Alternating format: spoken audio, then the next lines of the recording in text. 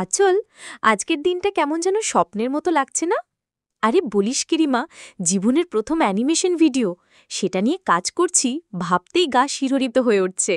হ্যাঁ রে, এতদিন শুধু ইউটিউবে অন্যদের ভিডিও দেখতাম, আর এখন এখন আমরা নিজেরাই একটা বানাচ্ছি।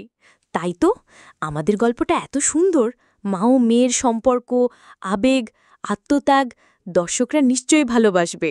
গল্পটা যখন লিখেছিলি আমি চোখের জল ধরে রাখতে পারিনি, এখন সেটাকে অ্যানিমেট করতে গিয়ে মনে হচ্ছে এটা একটা বড় দায়িত্ব। আমিও দায়ী ভাবছি, বিশেষ করে ক্যারেক্টার ডিজাইন করতে গিয়ে মায়ের চোখের এক্সপ্রেশনটা ঠিকভাবে ধরতে পারছিলাম না।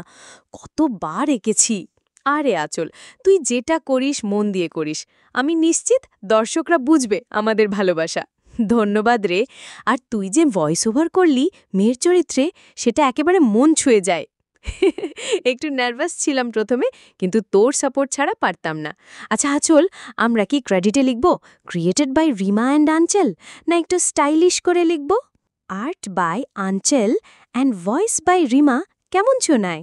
ওয়াও, একেবারে পারফেক্ট। আমি সেটাই ডিজাইন করে টাইটেল কার্ডে বসিয়ে দেব। তবে একটা কথা আচল, ভয় করছে একটু, মানুষ যদি পছন্দ না করে। ভয় পাবি না রে, এটা তো আমাদের প্রথম কাজ, ভুল হবেই, কিন্তু শেখাটাই আসল। এই অনুভবটাই আমাদের এগিয়ে নেবে। তুই ঠিক বলেছিস, আমি খুব এক্সাইটেড। চল আজ রাতেই ফাইনাল রেন্ডারটা করি, চলি না? আর তারপর ইউটিউবে আপলোড, তারপর না হয় একসাথে বসে আমাদের প্রথম কমেন্টটা পড়ব।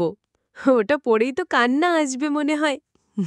যদি কেউ লেখে সাচ আ বিউটিফুল স্টোরি, বাস আমাদের কষ্ট সার্থক। তাহলে চল শুরু করি। এটা তো শুধু একটা ভিডিও না, এটা আমাদের স্বপ্নের শুরু।